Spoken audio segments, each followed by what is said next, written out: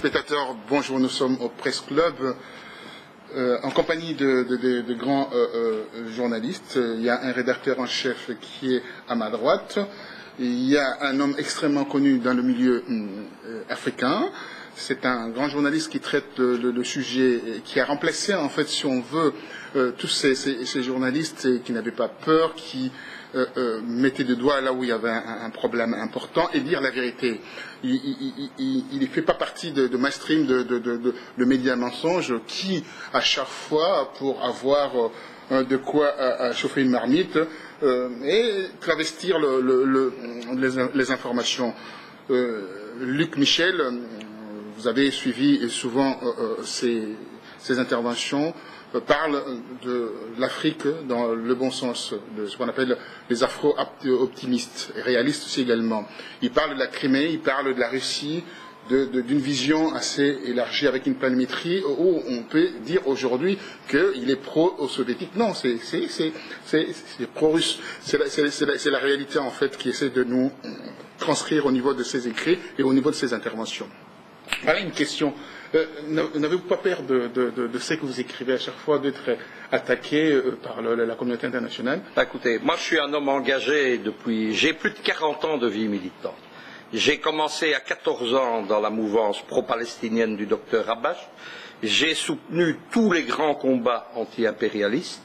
Je me suis battu depuis 10 ans pour l'Irak, pour la Syrie, pour la Libye, bien entendu, puisqu'en Libye j'avais des fonctions au sein du mouvement des comités révolutionnaires.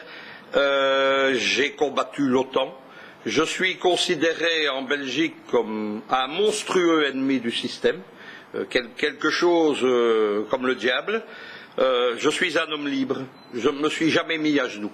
Je vis debout, les gens qui sont avec moi vivent debout.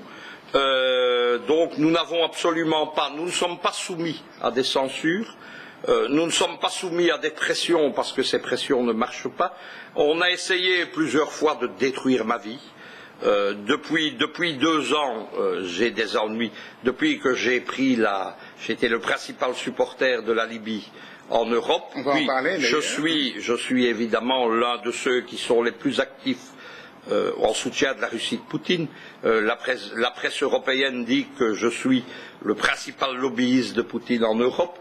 Depuis 2 ans, on m'a tout fait. On a essayé de mettre mes sociétés en faillite. On a essayé de dissoudre mes associations. En Belgique, ça. Je devais me marier l'année passée. On a utilisé la loi sur les mariages blancs pour m'empêcher de me marier. J'ai dû aller au tribunal, j'ai gagné. Je me marie la semaine prochaine. J'ai gagné, mais au bout d'1 an de combat. Voilà, donc à partir de ce moment-là, vous savez, les pressions, ça joue pas beaucoup. Je me battrai parce que je pense qu'un homme qui a des convictions doit se battre et vivre debout. Mais vous devez savoir qu'on vit dans un système hypocrite qui parle de démocratie, de droits de l'homme, qui parle, vous savez, en Russie, des poussiriotes, des fémènes en France ou ailleurs, de gens en fait qui n'ont pas de véritable problème. Mais le système occidental, avec hypocrisie, agit de la même façon ici. Simplement, on ne vous met pas en prison pour un article ou des idées politiques, mais on vous détruit économiquement, on vous détruit personnellement. Avec moi, ce n'est pas la première fois. Moi, je connais cette vie depuis plus de 20 ans. Ça ne m'impressionne pas. J'ai un mépris absolu pour le système occidental. Alors, quand je vous entends parler, ça me fait penser à un homme qui est belge aussi. Il s'appelle, lui, Laurent Michel, pardon. C'est un député, un indépendant. Il a le même discours que vous. Nous ne sommes pas amis parce que nous ne partageons pas la même idéologie, ça c'est la première chose, et nous ne partageons pas tout ce qu'il raconte. J'ai simplement, vous savez qu'il a été arrêté. C'est un député de Nivelles. C'est un député indépendant. Il a été arrêté lors de la collecte de signatures pour sa campagne électorale. J'ai dénoncé cette arrestation, mais idéologiquement nous représentons 2 mondes totalement différents. Notamment, moi je ne partage pas les attaques, par exemple, je ne partage pas l'antisémitisme ou des choses comme ça. Et alors, parmi les gens qui le soutiennent, il y a en France évidemment des gens qui sont dans l'arrière-plan du Front National, Moi, je suis quelqu'un qui ne partage pas les idées du Front National. Je ne partage pas les idées des Le Pen pour des tas de raisons, mais une des principales raisons, c'est que la xénophobie me fait vomir, et les gens qui font des voix sur la lutte contre les immigrés, sur la lutte contre les Roms, sur la lutte contre les Africains, parce que c'est de ça qu'il s'agit aussi, moi, ce sont pour moi des idées qui me sont insupportables. Insupportable, oui. Alors maintenant, on va rentrer dans la politique africaine. Vous avez écrit un billet avant-hier qui a eu beaucoup de succès au niveau de nos lecteurs. C'est un billet, ça concerne la Guinée équatoriale. Alors, on vient de l'avoir ce matin, une dépêche de l'AFP qui dit la déclaration du président Biangema qui cite « Je ne suis pas là à recevoir les leçons de gouvernance des États qui ont pillé et volé, massacré l'Afrique ». Que pensez-vous de cette déclaration de M. Biangema? Écoutez, je pense qu'il y a un chef d'État africain, en tout cas, qui se tient debout, qui refuse l'ingérence occidentale et qui refuse de se mettre à genoux devant l'Occident. Petite correction, il y a également Mugabe, mais Mugabe est un système politique qui n'a pas marché, tandis que la Guinée équatoriale, c'est un État en plein développement, avec une économie, et alors j'ajouterai quelque chose aussi, c'est un chef d'État qui a recréé, qui a développé une vie démocratique. Il y a eu cette année des élections législatives pluralistes. On traite le président de Guinée équatoriale de dictateur, de choses pareilles. Il y a des partis, il y a une vie politique. Il est parti d'un système tout à fait colonial. Il est parti d'un tout petit État à qui on ne promettait aucun avenir. Et on a actuellement, c'est le premier indice de développement humain en Afrique. Ça, c'est très important. Alors c'est important de les savoir. Alors ne pensez-vous pas par rapport à ces discours qui sont assez tonitruants à l'encontre de l'Union européenne, contre la communauté internationale, ne subira-t-il pas le même sort que notre ami Kadhafi? Écoutez, l'Occident a tendance évidemment à attaquer tous ses ennemis de façon directe ou indirecte. Et je pense que la Guinée équatoriale, évidemment, doit également organiser sa défense. Ça, c'est clair et net. Kadhafi, évidemment, ce sont des choses qui se sont développées parce qu'il y avait aussi des problèmes au sein de la Jamaïria. C'est-à-dire qu'à partir de 2003, la Jamaïria a cru qu'elle pouvait organiser une coexistence pacifique avec les Occidentaux, comme les Soviétiques en avaient eu une avec les Occidentaux. Ils ont donc commencé par désarmer, ça c'était la première erreur, parce que l'Occident n'attaque pas les gens armés. Regardez la Corée du Nord, on ne l'attaque pas, parce qu'elle a la bombe atomique, parlons franchement. C'était la théorie du général de Gaulle. Le général de Gaulle développait la dissuasion du faible au fort. Il disait un petit État avec un minimum d'armes atomiques peut être indépendant. C'est ce que fait la Corée du Nord. La Jamaïria a désarmé et elle a accepté de développer en son sein une aile libérale. L'aile libérale, malheureusement, elle était au sein du régime jamaïrien, c'était celle de Saïf al-Islam. Les libéraux ont tout essayé pour détruire le système jamaïrien, pour détruire le socialisme. Ils se sont alliés aux islamistes dès 2005, des gens comme Abdul Jalil, qui est devenu le chef du CNT. Et donc, pendant de 2003 à 2010, il y a eu un jeu politique incessant, parce que la politique existait en Jamaïria, entre les libéraux alliés aux islamistes, dits modérés, mais on a vu ce qu'il en était, et la vieille garde qu'on appelait la vieille garde, les partisans du socialisme jamaïrien. En octobre 2010, la Libye prend une loi. Que dit cette loi? C'est très simple, c'est que plus aucune société étrangère ne peut détenir plus de 49% des parts d'une société en Libye. La grande idée des Occidentaux de prendre de l'intérieur la Libye a été terminée. Immédiatement, ils ont organisé les préparatifs de ce qu'on a appelé la révolte de Benghazi, qui était en fait un coup d'État organisé par les Britanniques et les Français pour le compte des Américains. Et la Jamaïria a été détruite, mais elle a également été détruite parce que l'Afrique ne l'a pas défendue. Moi, je dis, voilà. L'Afrique n'a pas défendu. Il y a Idriss Déby qui est montré du doigt aussi. Il y a aussi le président ATT, Mani Touré, est parti à cause de son refus de défendre, de dénoncer Kadhafi. Que pensez-vous? Est-ce qu'on peut croire encore, on peut aussi être de bons alliés avec ces présidents africains actuels? Écoutez, moi je l'ai dit, vous savez, l'Union africaine, elle est complètement bloquée maintenant. Elle n'a plus qu'une perspective libérale, un grand marché africain ouvert aux Occidentaux. Les chefs d'État africains ne bougent pas beaucoup. Ils n'ont rien fait contre Kadhafi, ils n'ont rien fait pour Gbagbo. Moi, je crois maintenant, c'est assez simple. Il y a une nouvelle génération politique qui est en train d'apparaître en Afrique. Le panafricanisme, en fait, il est dans les mains non plus de chefs d'État, à part en Guinée équatoriale, mais ailleurs, il est dans les mains de la nouvelle génération politique, de jeunes militants, de gens qui se rencontrent. Et je pense qu'il va ressurgir de là. Moi, je n'attends plus rien de l'Union africaine. Pas telle qu'elle fonctionne actuellement.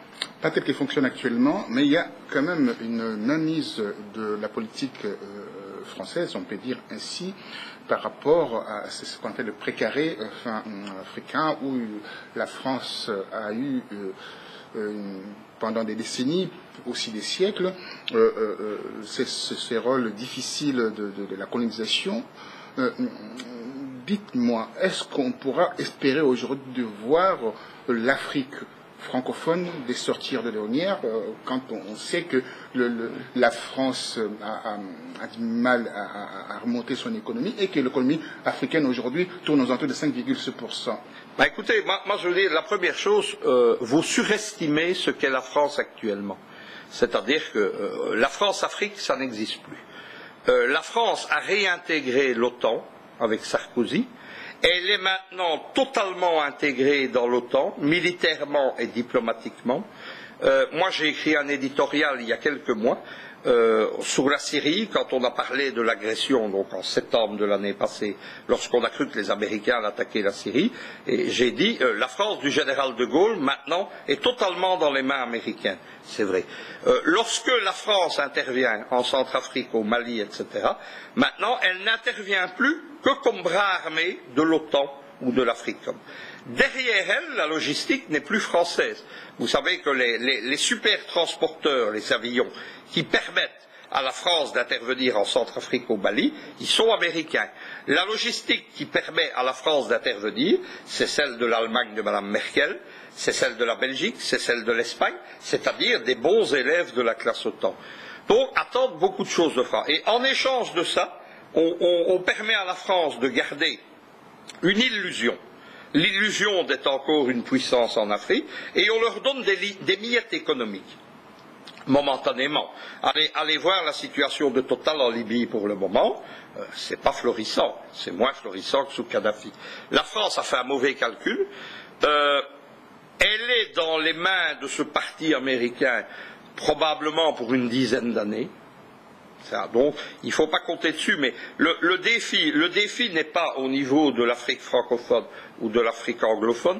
Le défi n'est pas entre la France. Le défi, c'est qu'il y a une menace occidentale globale à direction américaine. Il y a 45 bases actuellement américaines en Afrique. L'Africom contrôle tout. Ils ont surtout ce que les Africains ignorent le plus souvent. Donc, ils ont un projet géopolitique que je vais vous résumer très simplement.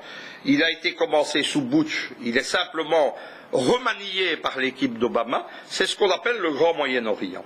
Le Grand Moyen-Orient, qu'est-ce que c'est? C'est un arc de cercle qui va en fait de l'Ukraine, des pays baltes, de la Pologne, de l'Ukraine, qui tourne par les Balkans, qui va jusqu'au Caucase, qui comprend tout le Moyen-Orient. Mais ne vous laissez pas abuser par le terme de Grand Moyen-Orient. Le Grand Moyen-Orient, ils ont choisi ce nom-là pour ne pas attaquer directement les Russes. Mais en fait, c'est en fait comment pourrais-je appeler ça, un axe de contrôle eurasiatique pour isoler la Russie. Dans ce projet géopolitique, vous devez savoir que le Grand Moyen-Orient, pour les stratèges du Pentagone, les géopolitologues américains comme George Friedman de Stratford, vous connaissez le grand institut Stratford, George Friedman vulgarise la pensée politique des géopolitologues du Pentagone. Il faut lire Friedman, Parce que ce que Friedman dit, c'est ce que pense l'élite militaire industrielle. Brzezinski dit la même chose. Oui, mais Friedman est plus brutal et plus moderne. Et alors, dans la pensée de Friedman, c'est assez simple. Il y a la notion fondamentale, et je vais vous expliquer, qui est opposée, moi, à ma vision géopolitique, c'est ce qu'on appelle la frontière, le limes en latin. C'est que l'Empire romain était organisé entre deux limes. Il y avait un limes qui était en Afrique, précisément, qui passait par Palmyre, par ce qui est devenu l'Iran actuel, etc. Et il y avait un limes sur le Rhin. La pensée des géopolitologues occidentaux américains, elle est centrée sur cette notion de limes. La mienne, elle est sur une autre notion géopolitique, c'est ce qu'on appelle les rivages. C'est-à-dire, moi je ne crois pas aux frontières. Je crois aux espaces autosuffisants intégrés. C'est pour ça que moi je vois la Méditerranée comme un rivage, commun, mais les géopoliticiens occidentaux voient la Méditerranée comme une frontière. Dans la pensée des Américains, pour revenir à notre sujet, le limes de ce grand Moyen-Orient, qu'est-ce que c'est? Ce sont tous ces pays africains qui vont Maroc, qui descendent Niger, Centrafrique, Mali, et on arrive jusqu'à la Somalie. Donc c'est la mise en cause du pacte, du traité de Berlin. Oui. Et alors c'est assez simple. Non, leur but n'est pas de toucher aux frontières directement. Leur but est assez simple. C'est de cette ceinture d'États qui est en dessous de la frontière sud du Grand Moyen-Orient, c'est d'en prendre le contrôle en les désorganisant. L'Amérique n'a pas les moyens d'intervenir. L'Amérique ne peut pas venir contrôler 12, 13, 14 pays africains. Quelle est l'idée des Américains? Un, c'est de sous-traiter à l'OTAN les opérations militaires. C'est comme ça que la France intervient. Les soi-disant troupes européennes qui vont arriver, qui sont allemandes, en grande partie, la Belgique participe à ça, qui a été de toutes les aventures coloniales depuis 50 ans. On a vu les Belges aller partout, parce qu'ils ont ça dans le sang. Le régime belgicain a la nostalgie de l'empire de Léopold, c'est ça. Suivez, c'est un des pays, alors que la Belgique est un État qui a de graves problèmes économiques, qui a la plus grande dette publique d'Europe, mais pour faire la guerre en Afrique, on a de l'argent. Et alors, donc, quelle est la deuxième grande idée des géopolitologues américains? C'est la fameuse géostratégie du chaos, c'est-à-dire que l'État qu'on ne peut plus occuper traditionnellement, parce qu'on n'a plus assez d'argent, plus assez de troupes, leur problème, ce sont les troupes. Il y a de moins en moins de soldats américains. L'idée, c'est quoi? C'est d'y organiser le chaos, le faire éclater en petits États impuissants, installer l'instabilité politique. Il y a eu un laboratoire de ça, parce que n'oubliez jamais que tous ces gens, tous ces militaires, ils vont tester leur théorie. Le laboratoire, c'était la Somalie. Rappelez-vous, au début des années 80, ce qu'était la Somalie, c'était la grande puissance régionale. C'était le maréchal Siad Barre, c'était la puissance régionale, c'était le principal point d'appui des soviétiques. Qu'est-ce que c'est aujourd'hui? La Somalie a éclaté en 3 États officiels. Somaliland, Puntland, Somalie. Ce qui reste de la Somalie est en réalité éclaté encore en 3 États. Les milices Shebab, les milices islamistes, que les Européens et les Américains ont laissé s'implanter, ont quasiment un contrôle d'une très grande partie du territoire. De là, ils rayonnent jusqu'au Kenya, jusqu'au Cameroun et jusqu'en Ouganda. Et alors, la troisième chose qui existe encore là-dedans, les Européens, le gouvernement de Somalie, ils ne siègent même pas en Somalie, ils siègent dans un autre pays africain. Dans la capitale, ils contrôlent la zone du port, c'est tout. L'armée n'existe plus, la police n'existe plus, les services secrets. Et qui fait la loi pour les multinationales, pour les matières premières, etc. Ce sont les fameuses firmes de mercenaires, les anciens Blackwaters, etc. Oui, qui viennent de l'Irak. De là, le processus a été continué. Vous avez un autre État, c'est la Guinée-Bissau, qui est dans la même situation, qui est aussi un des points forts d'AQMI. Et puis le phénomène, grâce au soi-disant printemps arabe, a remonté, Libye, Mali, Centrafrique. Partout, les islamistes sont utilisés, on les laisse se développer, et puis on dit danger, guerre au terrorisme. Il n'y a pas de guerre au terrorisme. Voilà, c'est ça le problème. Alors, quand on pense à tout cela, on dit que dans une cinquantaine d'années, l'Afrique sera le fleuron de l'économie, ça sera le continent le plus sécurisé. On vous entend parler, c'est aux antipodes complètement Mais écoutez, moi je suis un réaliste. Mon école géopolitique, c'est une école réaliste. Comme l'école américaine.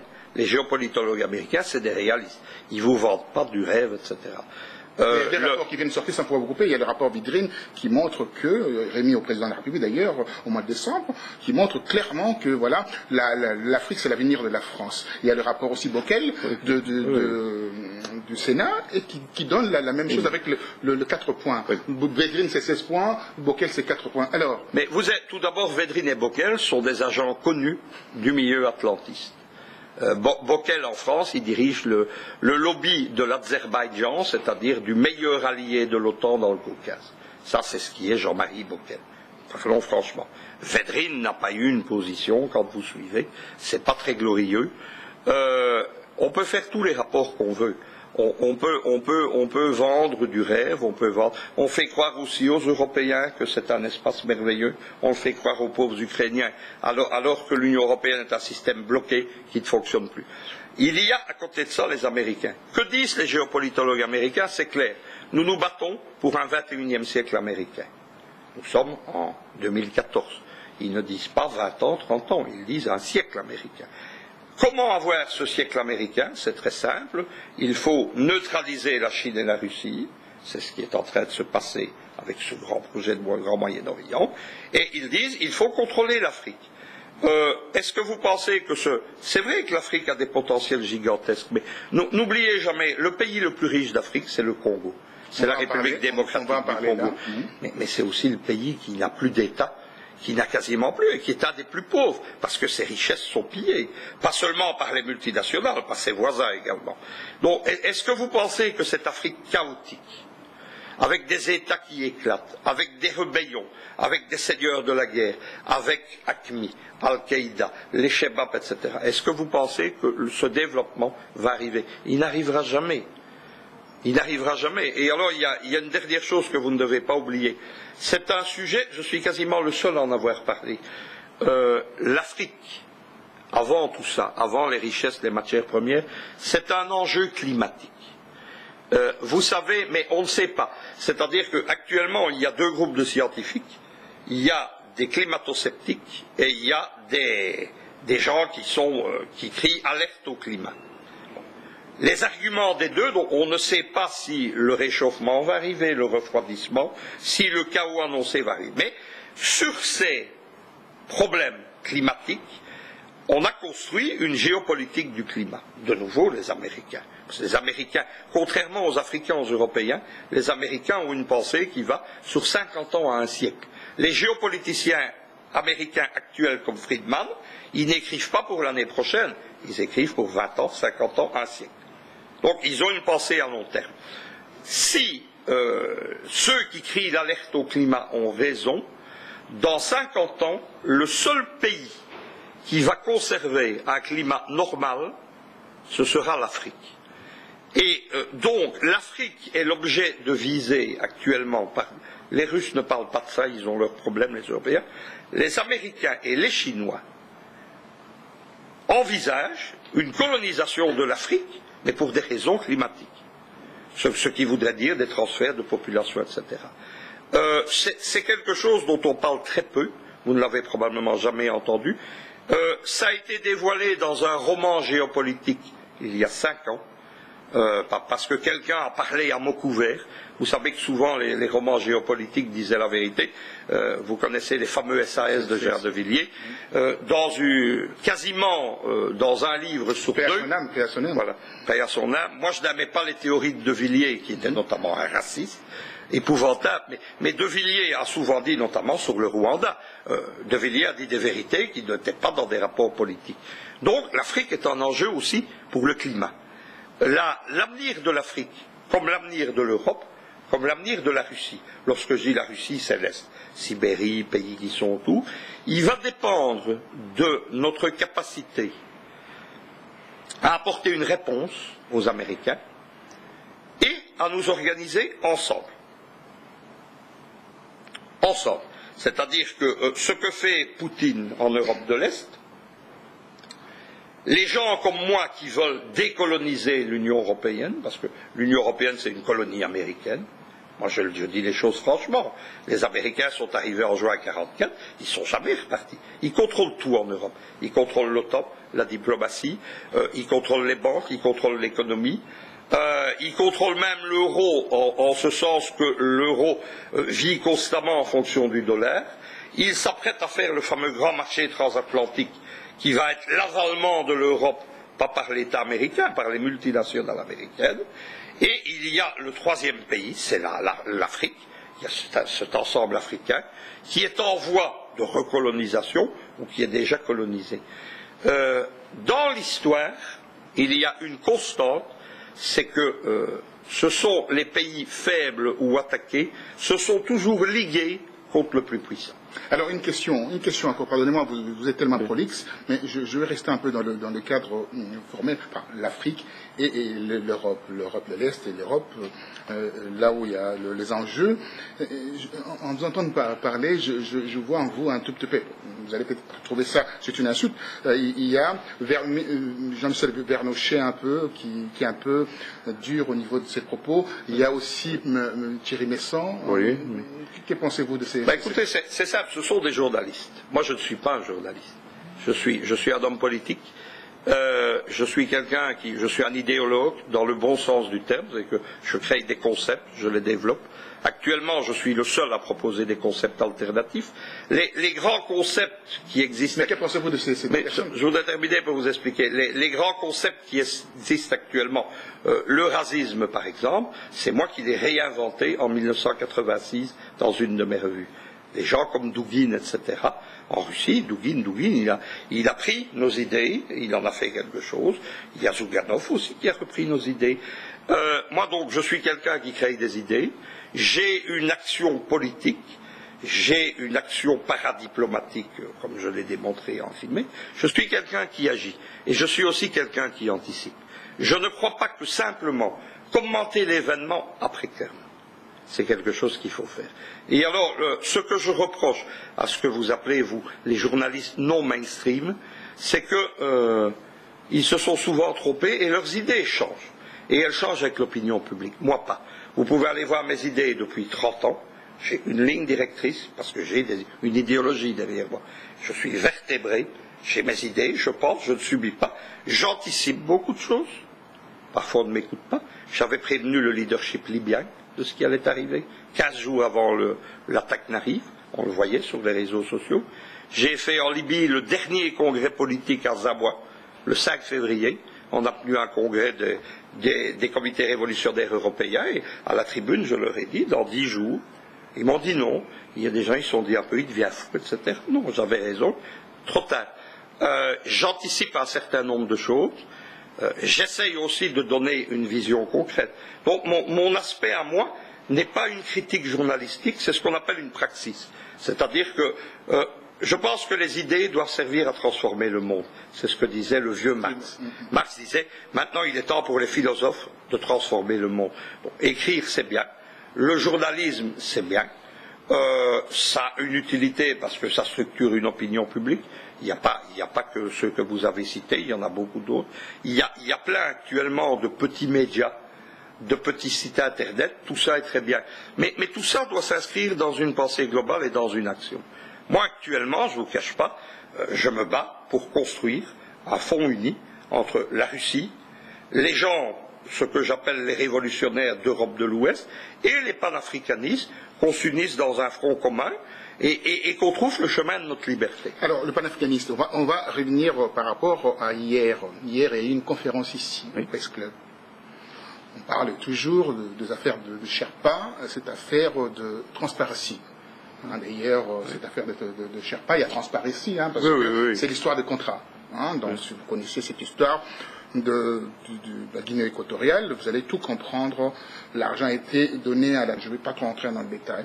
À la fin, on a choisi d'autres personnes. Il y a eu des Italiens, il y a eu des Américains. Enfin, après, bien gaiement, on a refusé de collaborer avec ces industries françaises. À l'arrivée, il se retrouve avec cette histoire des biens mal acquis. Dites-moi, comment vous avez perçu d'abord l'intervention de ces avocats hier lors de cette conférence Mais les avocats se sont tenus strictement au droit, parce que c'est leur métier, et ils ont bien démonté l'affaire. L'affaire, elle se démonte facilement, c'est-à-dire que la France n'a pas de loi de compétence universelle. Elle n'a... Il y a 3 pays. Il y a la France, il y a la Belgique. Non, la France ne l'a pas. La France n'a pas d'arsenal législatif de compétence universelle. Voilà. La Belgique a abandonné sa loi. Et le dernier qui existe, c'est l'Espagne. C'est l'Espagne qui veut donner des leçons au monde, mais elle n'en a pas. Donc légalement, la France n'a pas motif à agir. Les opérations qui ont été faites en France ont été des opérations légales, sous le contrôle de la Banque de France. Elles ont été déclarées. Voilà. On pourrait, à la limite, bon, il n'y a pas de plainte du principal intéressé qui est l'État guinéo-équatorien.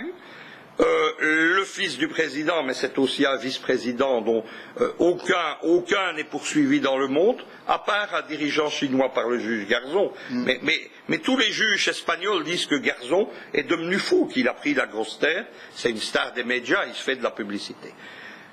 On a un procès en France contre un État avec lequel il y a un contentieux politique avec la France, qui est un État, le seul État actuellement qui a une position panafricaniste solide. Ça n'existe pas dans le reste du monde, on ne poursuit pas de président, de vice-président, de ministre en exercice. Les États-Unis, qui avaient une plainte similaire, viennent de la clôturer. Donc on a des juges français qui jouent une partition qui ne correspond pas à la législation française, avec un dossier qui sur le fond est vide, et qui agissent visiblement sous l'initiative d'ONG dont on connaît les liens avec le monde occidental. Il y a toute une série d'ONG qui s'occupent soi-disant de gouvernance ou des droits de l'homme, Amnesty International, Human Rights Watch, Médecins sans frontières, Reporters sans frontières dans le domaine de la presse, etc. Bon, tous ces gens ont des liens avec l'Occident. Leur technique, c'est simple, on attaque 2-3% du côté occidental quand les pays qui sont concernés sont passés sous contrôle occidental quand il est trop tard, et le reste du temps, on attaque les ennemis de l'Occident. Ces ONG ne servent à rien d'autre, on ne les voit pas agir où ils pourraient le faire. Il y a d'immenses problèmes de corruption en Europe. Vous savez qu'un des États les plus corrompus est la Belgique, par exemple, selon les propres rapports de Transparency International, mais les Russes ont fait des rapports similaires et on ne les voit pas agir. Pourquoi aller de nouveau poursuivre un homme politique, un dirigeant d'un pays africain? La CPI aussi ne poursuit que des Africains et on tombe toujours sur les mêmes. Les avocats ont bien expliqué que le dossier était vide et que c'est l'État français qui ne voulait pas aller au fond, comme les Américains l'ont fait. La justice américaine a désigné un juge, le juge a levé les saisies, a abandonné les poursuites, parce qu'il n'y avait pas motif. Voilà, on a aussi. Maintenant, en arrière-plan de tout ça, ça a été expliqué, j'ai posé une question là-dessus aux avocats hier et nous étions tout à fait d'accord, moi je suis moi-même juriste, donc nous étions tout à fait d'accord sur le problème. Nous pensons que certains juges français commencent à échapper à tout contrôle.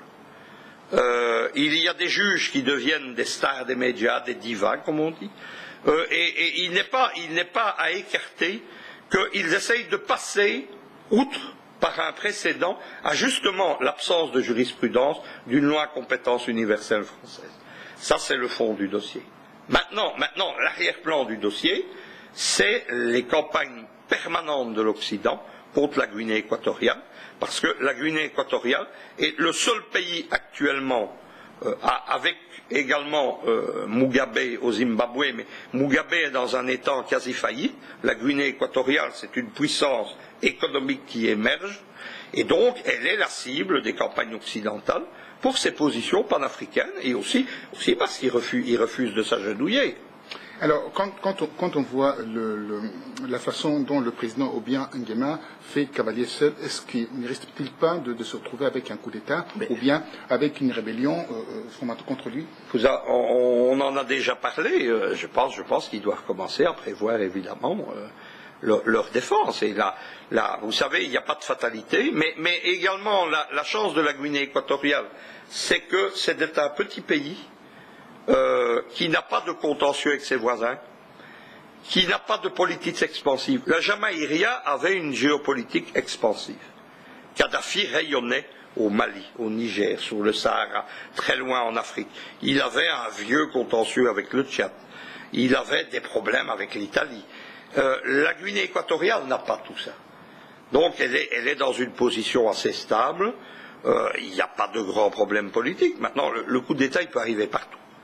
Le coup d'État, il peut arriver partout. En sachant simplement que la tendance des Occidentaux maintenant, c'est plus le coup d'État brutal, c'est ce qu'on appelle la révolution de couleur ou le printemps arabe. C'est-à-dire que, moi je l'ai dit hier dans plusieurs interviews, la Guinée équatoriale doit faire attention à ses prochaines élections. Parce que font les Occidentaux? Qu'est-ce que vous prévoyez parfois? Qu'est-ce que vous voyez en fait C'est très simple. Maintenant, les Occidentaux, que font-ils? Ils se servent des élections chez tous leurs adversaires. C'est ce qui s'est passé en Ukraine, c'est ce qui se passe régulièrement au Bélarus, mais où ça ne marche pas parce que le système est fort. C'est ce qui s'est passé un peu partout en Europe de l'Est depuis 10 ans. C'est ce qui s'est passé dans plusieurs pays arabes. Attendez de voir ce qui va se passer en Algérie dans les 6 semaines qui vont venir. Les élections ne servent pas à changer un chef d'État ou pas, elles servent à déstabiliser l'État où c'est fait. Les Occidentaux ont toute une série d'ONG spécialisés là-dedans, les fameux réseaux d'Otpor, etc. Ils ont de l'argent, du financement.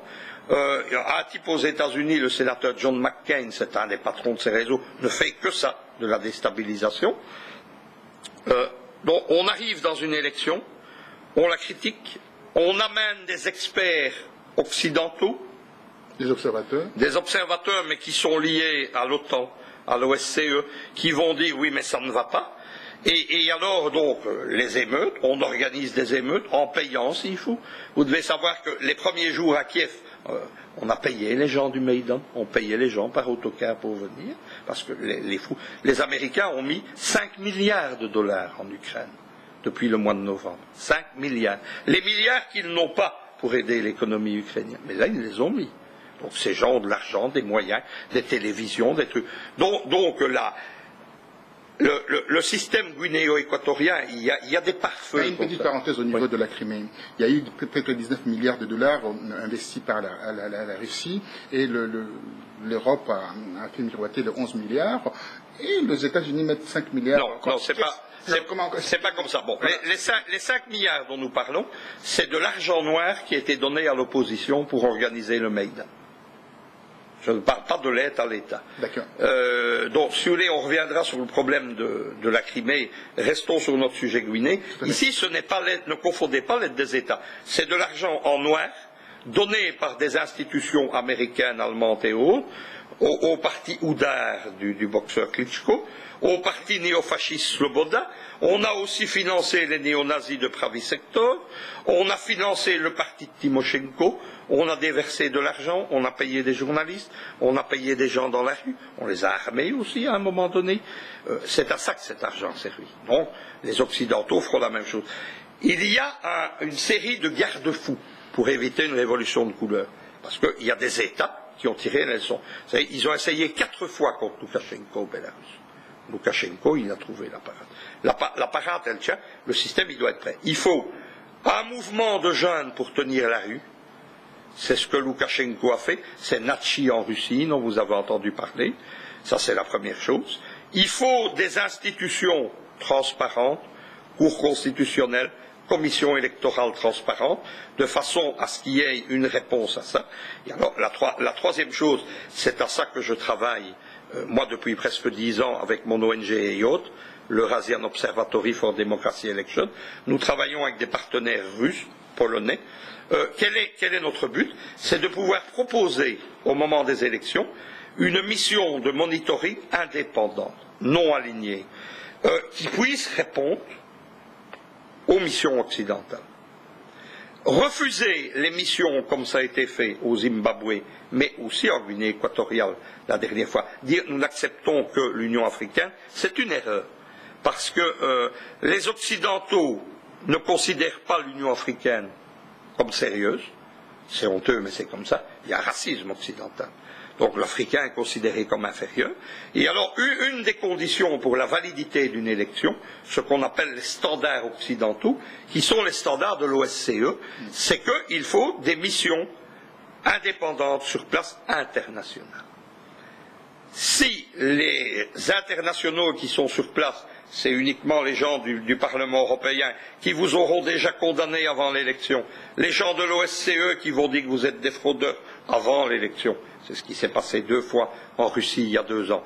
Mais vous n'avez pas de réponse, donc il faut des gens qui effraient vraiment et qui puissent dire non, voilà, c'est sérieux. On l'a constaté, il y a des bureaux, des voies, c'est prêt, il n'y a pas d'attaque. Il peut aussi y avoir quelques problèmes mineurs, mais il y en a en Belgique ou en France.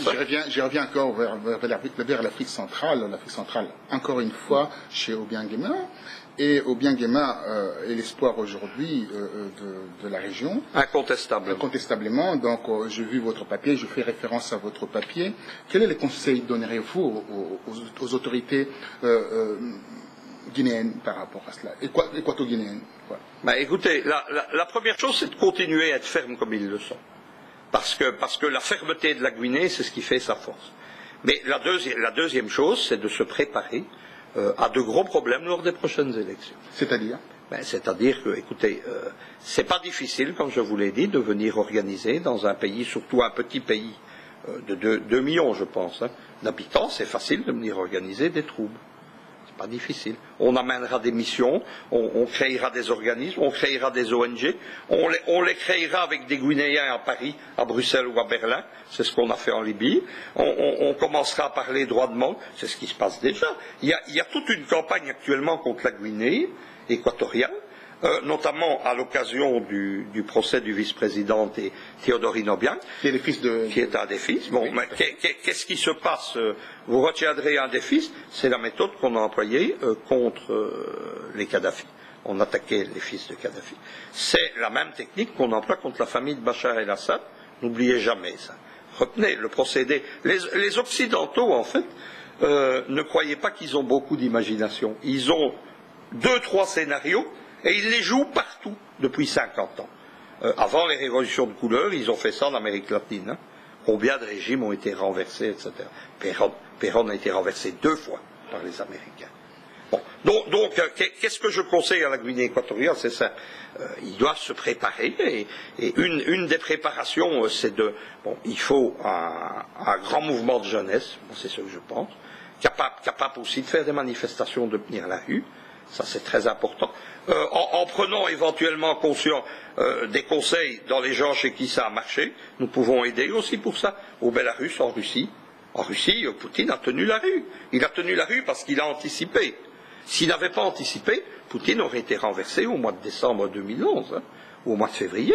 À un moment donné, les Occidentaux avaient réussi à mettre plus de 100 000 personnes dans la rue, avec aussi de l'argent. Et alors, le système russe a fait quelque chose d'important, le Bélarus aussi, c'est la fameuse loi sur les agents de l'étranger, qui est une copie d'une loi américaine, une loi des USA, et qui ne permet plus à des ONG étrangères d'être financées par de l'argent étranger.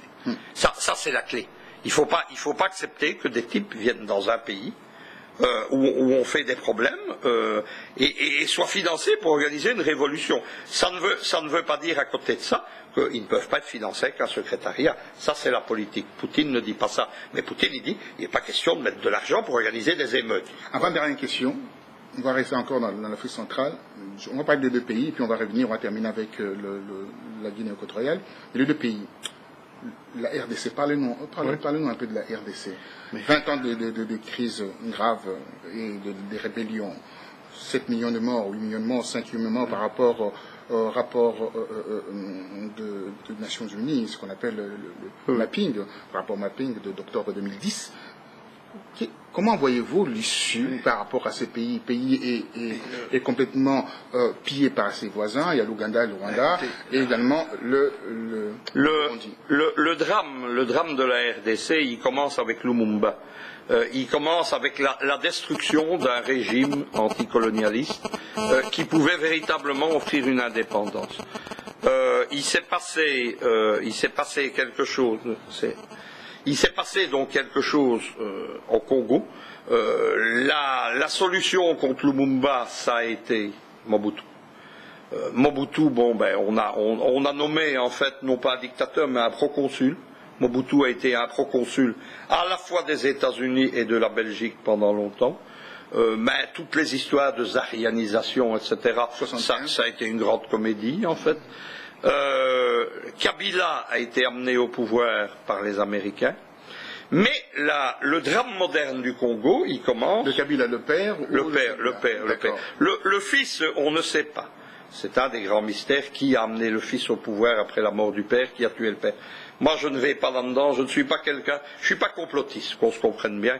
C'est une des choses aussi pour lesquelles vous avez quelques éléments en tous les cas. Oui, mais pas. Alors, ces éléments mais je veux dire quoi ces éléments-là? Parce qu'il y a Louis Michel derrière. Oui, mais il y a moi le drame de la République du Congo, il commence avec le génocide du Rwanda. Le génocide du Rwanda, il sert à quoi? Il sert à amener au pouvoir, ce n'est pas Kagame qui l'a organisé, mais c'est Kagame qui a récupéré l'enjeu politique, il sert à amener au pouvoir un régime pro-américain, pro-anglo-saxon. Kagame est un anglophone, qui renverse un régime francophone. Immédiatement, le Rwanda de Kagame commence à s'en prendre à la République du Congo. Il va poursuivre des milices Tutsi là-bas. Il participe à la déstabilisation du pays. Et on en arrive de nouveau à la théorie du chaos. C'est-à-dire que le seul régime fort qui existe, c'est le Rwanda. C'est un régime pro-américain, même si pour le moment il y a des tensions avec Obama, mais c'est un régime pro-américain. Le journaliste camerounais Onana a très bien expliqué, je partage tout à fait ses analyses, le Rwanda est la plateforme d'intervention des multinationales anglo-saxonnes dans la région des Grands Lacs, ça c'est clair et net aussi. On en arrive donc à ça. On a organisé le chaos en République du Congo. C'est un pays pillé, à qui ses ressources, son économie, ce qui devrait être ses taxes échappent. Regardez à qui ça profite. Regardez par qui l'économie est captée et vous aurez la réponse. On a un État qui n'est plus à rétablir. Il va falloir repartir quasiment de zéro, mais avec qui? L'Union africaine est aux abonnés absents. La mission des Nations Unies a un comportement honteux. Honteux pourquoi? Honteux. Mais il est honteux politiquement parce qu'il se passe c'est pas mal. Il a aussi un comportement honteux au niveau de ses troupes.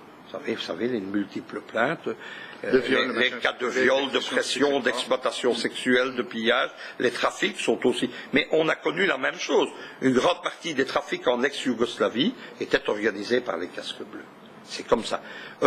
Quand on suit l'action des soi-disant casques bleus, il vaut mieux ne pas les avoir chez soi. Ça a toujours été comme ça. Le Congo déjà sous Lumumba. On a laissé que les casques bleus ont laissé plonger dans l'anarchie, ont laissé organiser la sécession katangaise. Donc, mais là, on est dans de vieilles histoires, dans l'histoire immédiate. C'est là qui nous poursuit jusqu'aujourd'hui, d'ailleurs. C'est ça. Mais vous savez, les racines géopolitiques d'une situation vont longtemps. Moi, je ne vois pas d'avenir. Actuellement, on vend, mais les Occidentaux sont forts pour ça. On vend une comédie de politisation, d'élections, etc. Dans un État, pour commencer, pour que les gens puissent voter, il faut qu'ils puissent manger décemment. Ce n'est pas le cas dans tout. Il y a une misère effroyable au Congo. Mais ça se passe un peu partout comme ça. En Afghanistan, il y a eu soi-disant des élections, avec de la fraude, avec un pays qui n'est pas. On a de nouveau des élections bidons, mais qui sont reconnues par les Occidentaux quand elles les arrangent.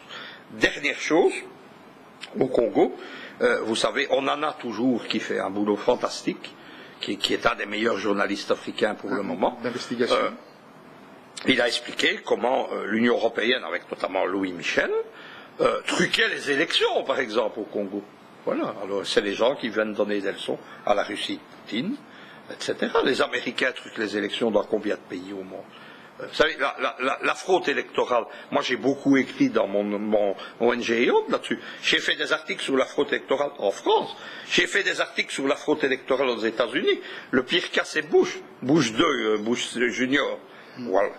Il a été élu 2 fois alors qu'il avait perdu les élections. C'est ces gens qui donnent des leçons au monde. Mais l'Afrique, des pays comme la République du Congo, elle est mal partie. Elle est mal partie, c'est-à-dire? C'est-à-dire que tant qu'elle sera dans ses mains occidentales, tant qu'il n'y aura pas ce que Kadhafi proposait, tant qu'il n'y aura pas une véritable armée de l'Union africaine avec une force d'interposition, on arrivera à des choses pareilles. Une armée qui soit contrôlée par l'Union africaine, pas par New York, pas par les Nations Unies. Le Rwanda, 20 ans, génocide, un fonds de commerce ou vraiment génocide? Mais non, moi il y a eu génocide, ça je ne discute pas. Vous savez les gens, le négationnisme du génocide au Rwanda, c'est les mêmes arguments que le négationnisme du génocide juif par Hitler, c'est pas des choses discutables. Maintenant, commencer à compter les morts, c'est pas honorable, vous savez. Qu'on ait tué 10 000 personnes en fonction de leur race ou de leur religion, ou 1 million, c'est la même chose pour moi. Que l'on ait tué des femmes ou des enfants qui ne faisaient pas de politique parce qu'elles ont malheureusement la mauvaise mention sur la carte d'identité, Tutsi au Rwanda, juifs sous Hitler, c'est inacceptable pour moi. Il y a eu un génocide, c'est clair. L'un des buts était, en tout cas, de mettre hors jeu la communauté Tutsi. Les gens qui nient le génocide, ça s'appuie sur quoi? Ils s'appuient sur le fait qu'on a, pendant le génocide, également exterminé les cadres et les militants des partis Hutus qui étaient favorables à une entente. Et à l'époque aussi, par rapport à une étude américaine, qu'on ne pouvait pas avoir plus de 1,7 million de Tutsis, en éliminant 800 000, il serait resté peut-être 500 000, or ils sont encore nombreux. Oui, mais je veux dire... La comptabilité, en fait, sur la comptabilité de ces... Mais le génocide n'a pas été au bout. Si le génocide avait au bout, on ne sait pas ce qu'il en serait devenu. Vous savez, si Hitler avait disposé de 6 mois de plus, il n'y aurait plus du tout de juifs. Parce qu'il y aura encore des juifs aux États-Unis, à New York, et c'est tout. Le but d'Hitler était de complètement exterminer les juifs. Il y était presque parvenu. Mais ceux qui ont survécu sont notamment partis en Israël, en 45-46, et ça n'a pas arrangé les Palestiniens, mais le peuple a survécu. Mais c'était une question de temps. Donc je pense que le débat sur le génocide, c'est un faux débat. Maintenant, le débat sur les responsabilités, il reste ouvert. Responsabilité, alors exocète sur l'avion d'Amérique. Écoutez, non, moi je pense c'est moins simple que ça. Il y a des responsabilités historiques. Bruguière, il a fait un travail formidable. Pourquoi il a été... Ça se discute. On en a dit l'inverse. On en a dit que Bruguière, lui, a très mal travaillé. Il y a Pierre Péan qui a fait un bouquin visiblement commandé par l'Élysée qui dit le contraire. Il y a un débat ouvert. Bon, qu'est-ce qui n'est pas contestable? Moi, je préfère qu'on parle de ça. Il y a une responsabilité historique, c'est la Belgique. La Belgique, pendant toute la période, elle a hérité de l'Allemagne des colonies en 1920.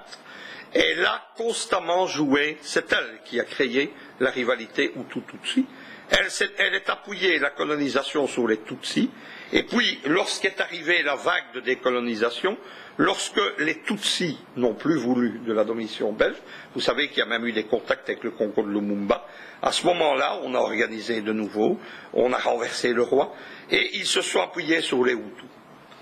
L'Église belge, c'est l'Église belge qui, à partir de 1960 jusqu'au génocide, a organisé la communauté Hutu et l'a organisée dans une rivalité contre les Tutsis.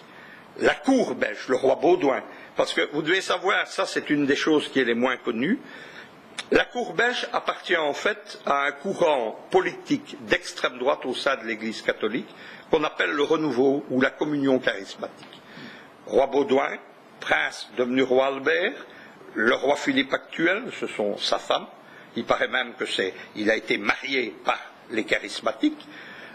C'est une théorie politique, c'est ce qu'on appelle les auteurs une secte au sein de l'Église catholique.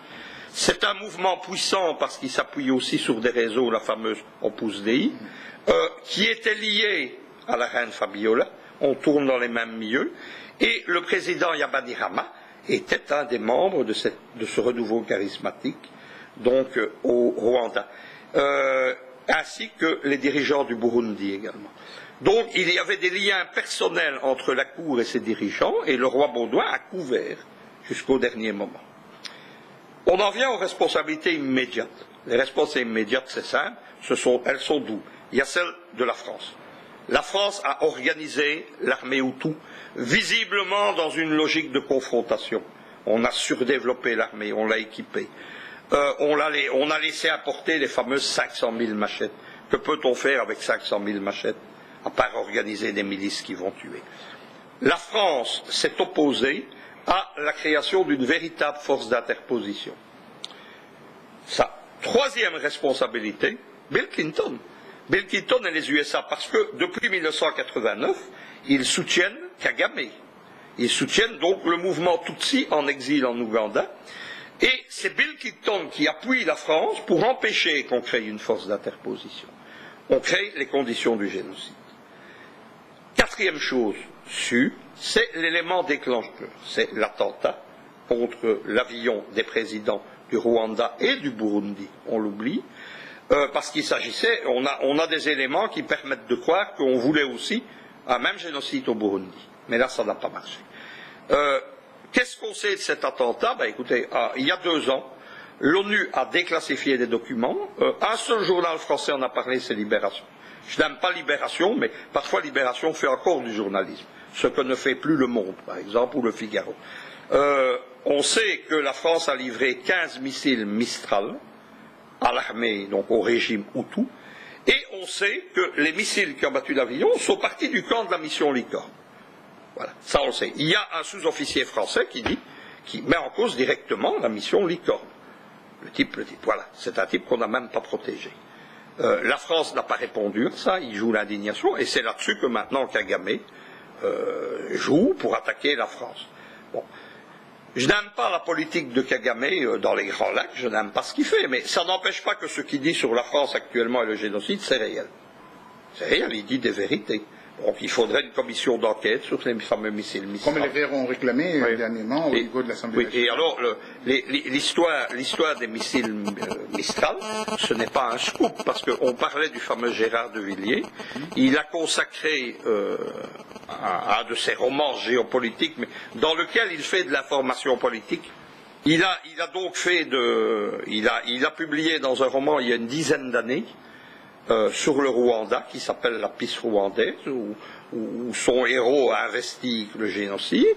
Il a donné l'information des missiles Mistral 8 ans avant Libération.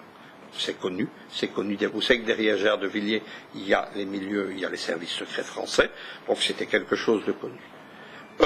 Ce qui est clair, c'est que ce n'est pas Kagame qui a fait le génocide, mais il en a été le grand bénéficiaire, puisqu'il a utilisé ça devient un commerce. Voilà, c'est ça.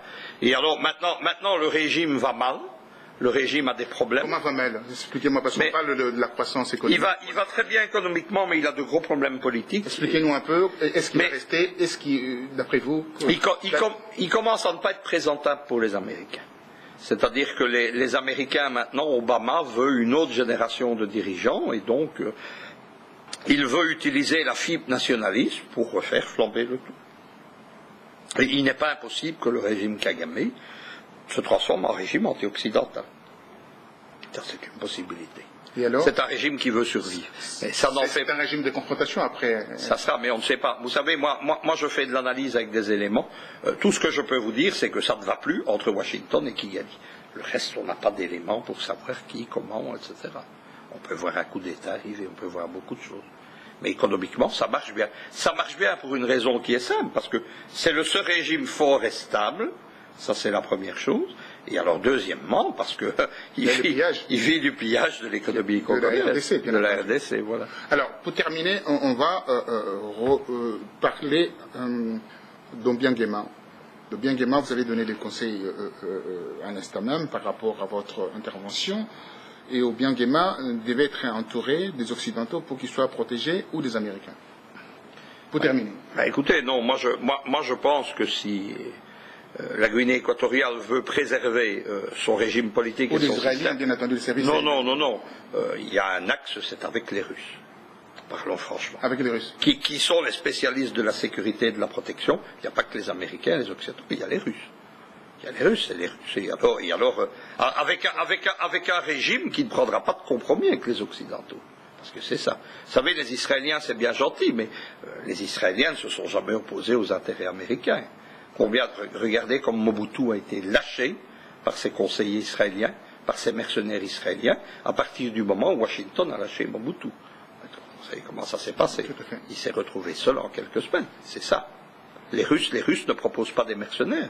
Ils proposent de la formation, de la technique, des armements. Transfert de technologie. De technologie. Et alors, ils ont des économies qui peuvent être compatibles. Et alors, vous savez, la Russie, maintenant, plus elle va s'opposer aux Occidentaux, plus elle va devoir définir un grand projet géopolitique, qui ne va pas se résoudre à la constitution de l'espace eurasiatique, qui va devoir aller plus loin.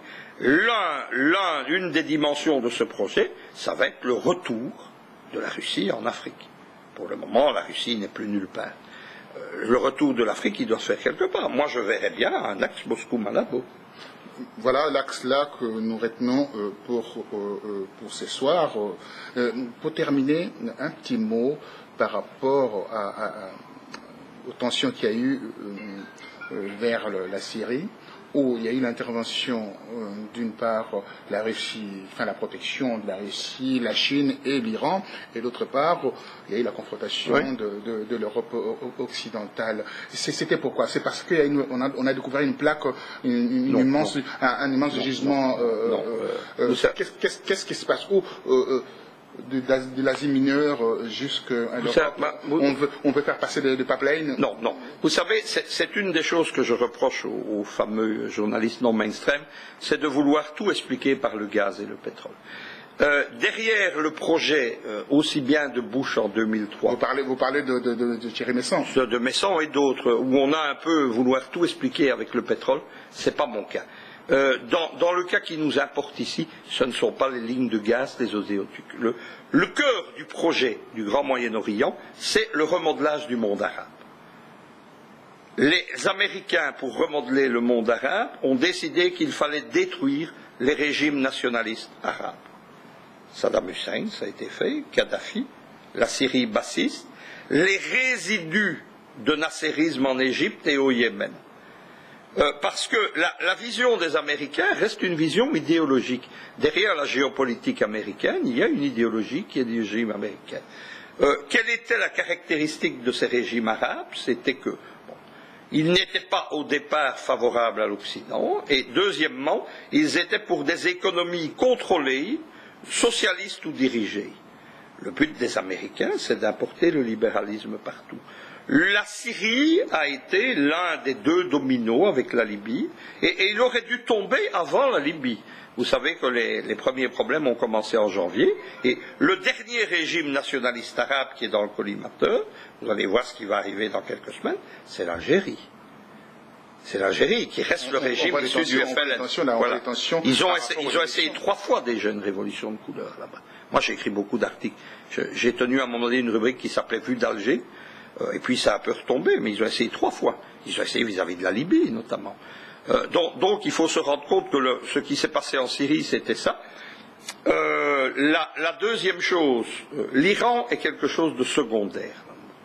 Parce que le problème de l'Iran, c'est que jusqu'à une époque très récente, l'Iran était opposé aux Américains à peu près partout, mais pas en Afghanistan et en Irak. Ils avaient ce qu'on appelle un condominium géopolitique, c'est-à-dire que l'occupation américaine en Irak n'était possible qu'avec la neutralité iranienne, et l'occupation de l'OTAN en Afghanistan n'était possible qu'avec la neutralité iranienne. Tout ça est en train de s'éloigner. Moi, je n'ai pas... vous savez, je suis réaliste, je suis logique. Un des axes de la future grande politique de la Russie va être un axe avec Téhéran. Donc il faut... j'inclus mes calculs politiques là-dedans, mais la Syrie, l'implication de l'Iran en Syrie est venue, ou du Hezbollah, ce sont pour des contingences politiques locales. Mais ce n'était pas ça au début. Et alors, les Israéliens jouent un jeu à part. Vous savez que les hôpitaux israéliens servent notamment à retaper les soldats de l'ASL, etc. Mais les Israéliens ont un jeu très ambigu dedans. Et alors, par rapport... ASL, pour les amis téléspectateurs, c'est Armée syrienne libre. Oui, oui, bien cela. oui, c'est ça. Et alors, il n'y a pas. Et alors, l'agenda des Israéliens et des Américains sur l'Iran n'est pas le même. C'est ça le problème. Les Américains ne veulent pas la confrontation avec l'Iran parce que c'est secondaire pour eux. Les Israéliens ne peuvent pas accepter une grande puissance iranienne nucléaire. Tout simplement parce que quel est le verrou d'Israël actuellement? C'est l'arme atomique israélienne. Vous savez qu'ils ont environ au moins 800 têtes. Elles sont installées sur des sous-marins de poche allemands fournis par Madame Merkel de la classe Dolphin, c'est-à-dire qu'on ne sait pas les détruire au sol. Ce sont des missiles. Ce sont des missiles Exocet modifiés avec des têtes nucléaires. Ils peuvent atteindre tout le Caucase, ils peuvent atteindre l'Iran et tous les pays arabes. Ces sous-marins se déplacent en Méditerranée. Ce sont des sous-marins de poche d'une vingtaine de mètres de long. Il y a 4 missiles dessus. On ne sait pas les détruire. C'est une arme plus. Il y a des jets aussi, il y a des missiles, mais c'est une arme nucléaire puissante. Et tant que Israël a tout fait pour qu'il n'y ait pas une bombe atomique arabe avec Saddam Hussein, l'attaque de l'Irak, en grande partie, ce n'était pas le pétrole non plus. Le pétrole jouait, mais c'était empêché de détruire le grand ennemi d'Israël, qui était l'Irak bassiste.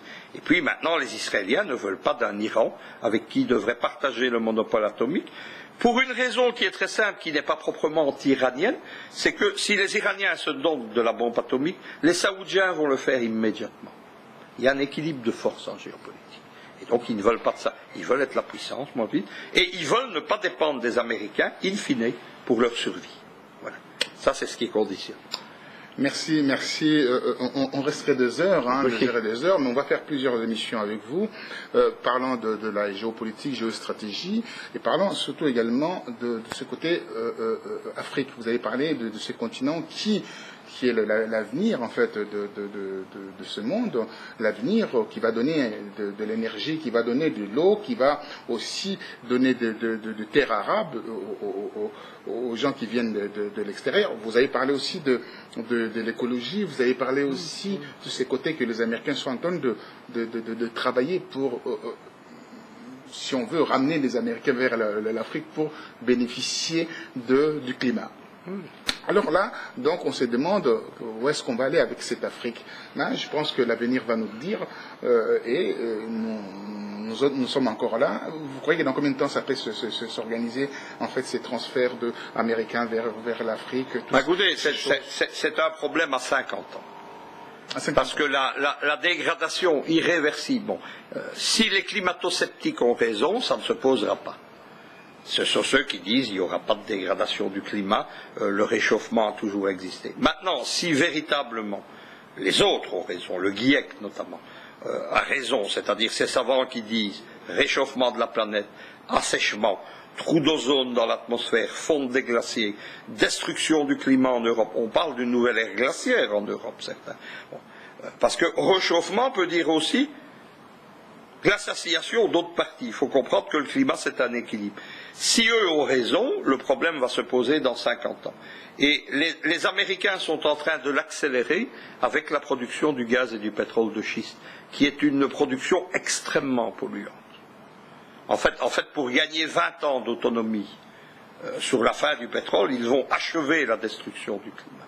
Maintenant, là, nous ne serons plus là, vous et moi, pour le voir, hélas, mais c'est à 50 ans. 50 ans, n'oubliez pas quelque chose, 50 ans pour un humain, c'est énorme, mais pour un géopoliticien ou pour un idéologue, c'est demain.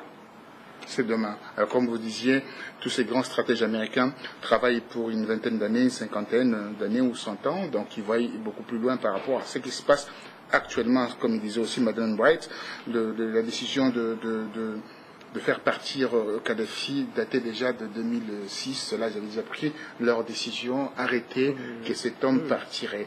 Alors voilà, donc c'est ce que je souhaite aussi par rapport aux Africains, plus être aussi projetés aussi par rapport à leur Afrique, projeter un meilleur avenir par rapport. Attendons 50 ans, moi j'aurai 105 ans, je ne pense pas que je serai encore en vie, et vous non plus d'ailleurs. Alors je vous souhaite à très très bientôt, et restez branchés avec Luc Michel, un grand politologue. Je peux dire un politologue parce qu'il a la cartographie en fait de tout ce qui se passe, les crises qui se passent à travers cette planète. Il pourra nous parler de de l'Amérique centrale, l'Amérique du Sud. Il pourra nous parler de la Russie qu'il maîtrise parfaitement. Vous savez, la Crimée, avec ces articles qui sont assez croustillants, les articles qui nous interpellent.